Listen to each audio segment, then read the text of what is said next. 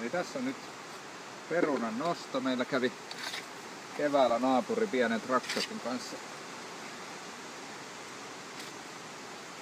möyhimässä tätä maata ja sitten heiteltiin ihan tavallisia pottuja tänne näihin vakoihin ja kerran mullattiin, eli peitettiin nämä liialta valolta. Täällä on näköjään tämmösiä hassun näköisiä pottuja. Tossa taitaa olla toisen siellä, en tiedä. Vähän eri kokoisia, eri mallisia tulee, mutta lapset ainakin sanoo, että nämä on maailman parhaita perunoita, ettei tarvii enää kauppaan mennä. Mikä on jo sinänsä aika saavutus, koska ne on muuten aika ranttuja näiden luonnonantimien kanssa. Sitten tätä kannattaa vähän varmaan möyhiä, täältä saattaa löytyä vielä jotain yllätyksiä. Ei tällä kertaa, heti tuolta löytyi, se oli kivi. Tämmösiä, se oli vasta ensimmäinen. Tässä on sitten esimerkki, en tiedä näkyykö tässä videolla. Mutta kun tuota perunaa ei ole mullattu riittävästi, niin se jää tommoseksi vihreäksi.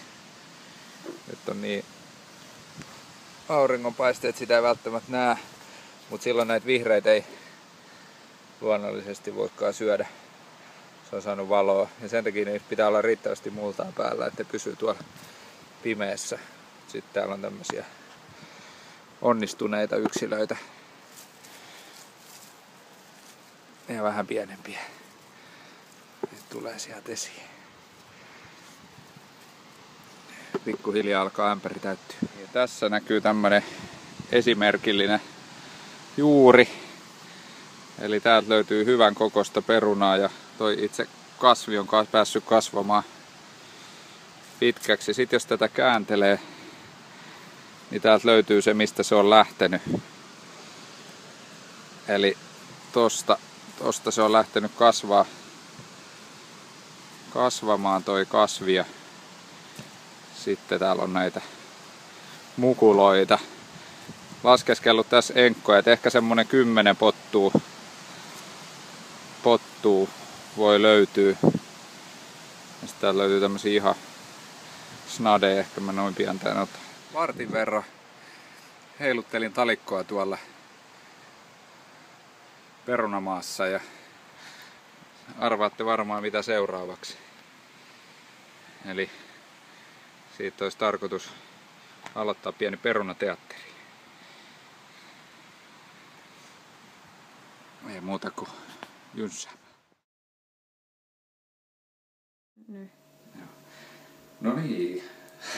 Aloita aina, no niin. Eli nyt on sitten aika tehdä erilaisia juttuja näistä perunoista. Ja seuraavaksi kokeillaan sipsien tekoa.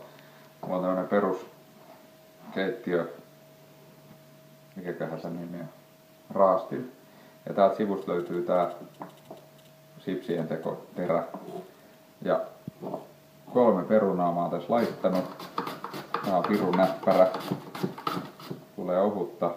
Sitten mä pyörittelen näihin öljyä, suolaa ja haen tuolta pihalta vähän rosmariinia ja musta pippuria voi laittaa ja sit uuniin 10 minuuttia 180.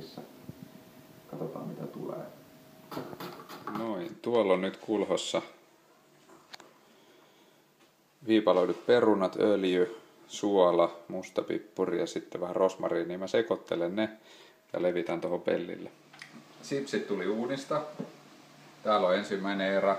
Ei kovin esteettistä, mutta maku on kohdallaan. Tässä on sitten toinen erä.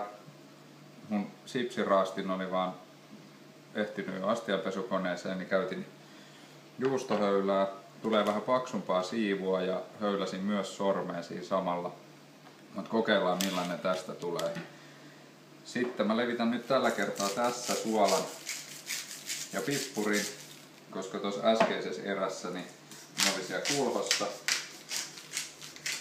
Niin hiukan oli pippurit jäänyt ehkä yhteen kohtaan, niin kokeillaan josko tässä ne levittyisi tasaisemmin.